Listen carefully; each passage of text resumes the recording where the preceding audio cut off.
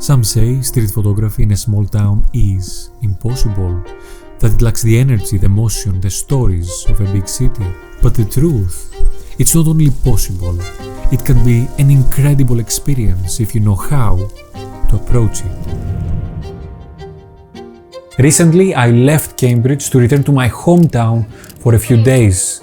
It's a quiet coastal place with no more than 10,000 residents. It's called Lavrio, and its history stretches back to ancient Greece. At first glance, it may not look like the ideal place for street photography, but let me show you otherwise. Today I'm sharing with you the 5 steps that help me capture beautiful moments anywhere, even in small towns.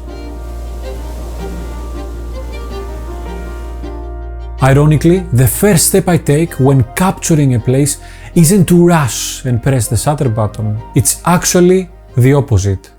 Putting the camera down. We are often so eager to snap away that we forget to truly see the place we are exploring. But every place, no matter how small, it has its own unique beauty. A certain building with character, the way that light falls at a specific time of day, 2 trees leaning towards each other creating the perfect frame. So instead of rushing to take the shot, I take the time to understand the place, learn its history, observe its rhythm. Because once you truly connect with a place, you will know exactly how to photograph it.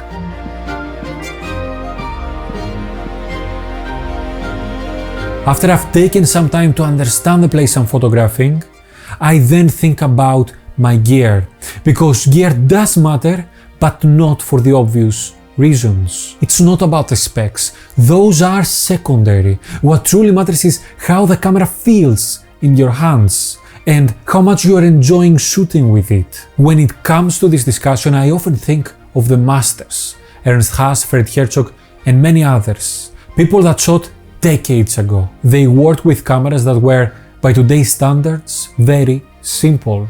Yet, their photos were timeless. During that trip, I packed all my big cameras and the Ricoh GR3X.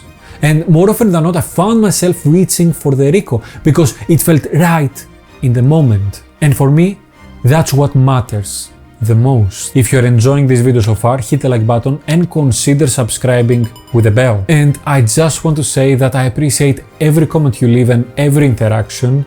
Discussing about photography and life with all of you has made this journey even more rewarding.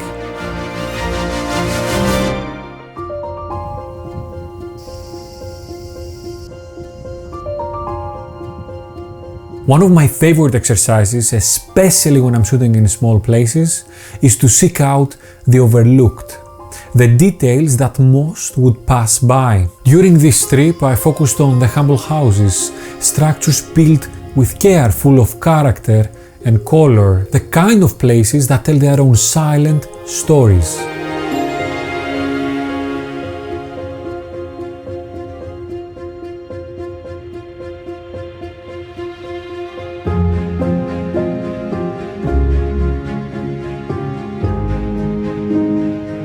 That brings me to another key step. It is important to study the masters. When I study their work, I look how they approach shooting in small towns, like in this case, for example. I found that books like Alex Webb's The Suffering of Light or Fred Herzog's Black and White are incredible resources.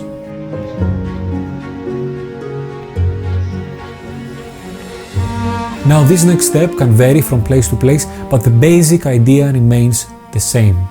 I bring a friend along and I make sure that I include them in my photos. They don't have to be a photographer, just someone that I can share this journey with. In this case, I had my friend Kostas with me. With Kostas, we focused in different vantage points, shadows, and even created an incredible abstract conceptual shot. I placed him in front of the sun, I closed my aperture down to f22 and exposed for the highlights. The result, a striking surreal portrait with him as a silhouette, outlined by a stunning rim light.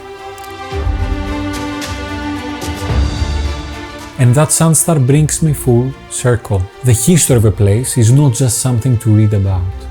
It is something to capture. One of the most significant modern history locations in my hometown is the French Wharf, built in the 1800s. Once a technological marvel used to load ships with minerals from the mines, it now stands weathered and slowly fading. To keep it alive, even as a memory, even after its passing, I make sure to photograph it every time I go back. I make sure to document it.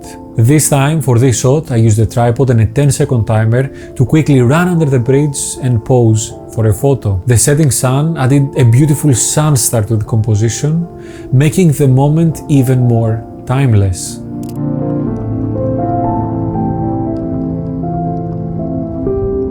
Now I want to share with you a bonus tip, one that I learned just because I grew up in Lavrio, just because I grew up next to the sea. If there is water nearby, always photograph it. The sea, a river, a lake, it doesn't matter.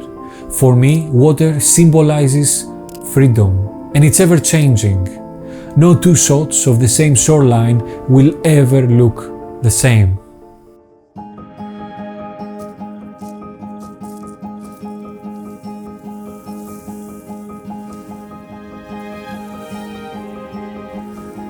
In the end, there is no such thing as a small town for photography.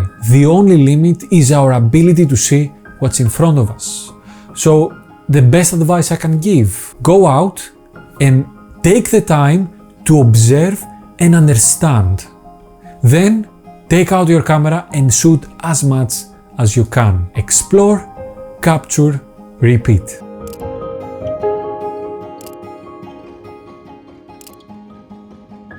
Now I want to hear your stories. How are you approaching shooting in small towns? Now if you want to see how by switching focal lengths I completely changed my photography, click and watch this video next.